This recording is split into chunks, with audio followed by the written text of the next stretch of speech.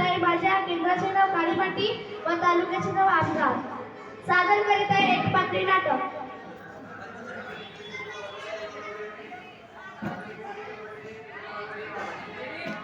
Timing झाला 13 second.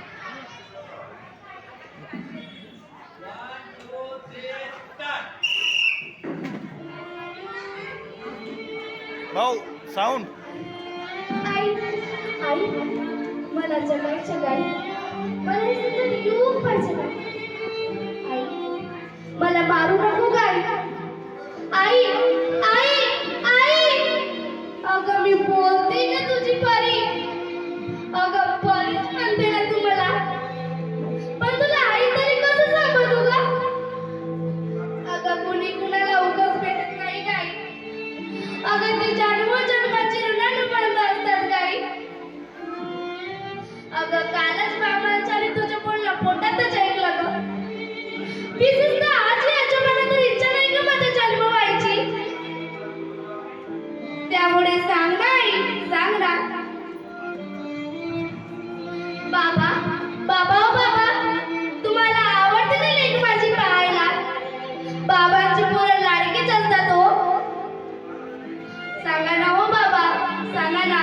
बाबा बाबा तुम्ही काय आले तर दवाखान्यात घेऊन गेले. तिथे किती मोठमोठ्या मशिनी होत्या आणि त्यात मी किती चहा दिसत होती बाबा. सांगा ना हो बाबा सांगा ना. आजी आजी तू का दिलीस का ती औषध. किती कडू होती ती. मला खूप त्रास होता मला बुजबुजून होत होतं का आजी. आजी तू देखील मुलगी म्हणून जन्माला आलीस ना. आणि माझं स्वागत तू नाही करणार तर आणखी कोण करणार आजी. सांग ना आजी सांग ना.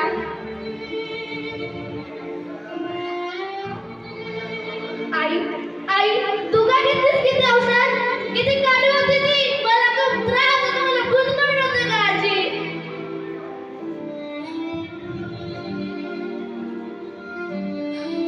अगं मी कुणालाही अजिबात त्रास देणार नाही गाई.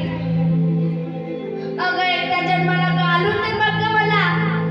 अगं मी कुणाची मुलगी बहीण कुणाची पत्नी कुणाची आई तर मला गर्भात मारण्याचे का गं गाई. सांग ना आई सांग ना.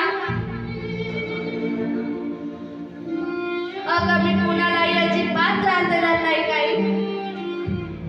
मला नवे कपडे नको. मी ताईचे जुने कपडे घालीन.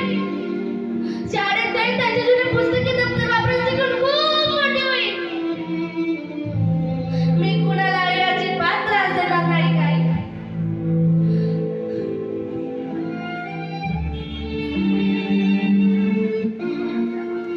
आई आई अगं तुम्हाला उद्या काढून टाकलं दवाखान्यात जाणार ना गाई. याचे दुःख मानून ही गाई छान समोराचं दुःख मानून सांग ना आई सांग ना. अगं स्त्री म्हणून हत्या करून काय होणार. मुलीचे संरक्षण जबाबदारीची जाणीव घेणार तरी कोण. अशा वेळी मला गजब वाटतं गाई. अगं माझ्या झोपेतल्या मनातला हा लढा. अगं माझ्या झोपेतल्या मनातला हा लढा माझ्या अस्तित्वाशी एवढी माझ्या विचाराशी आहे गाई. सांग ना आई सांग ना. अगं आजपर्यंत आपण लढलो त्यात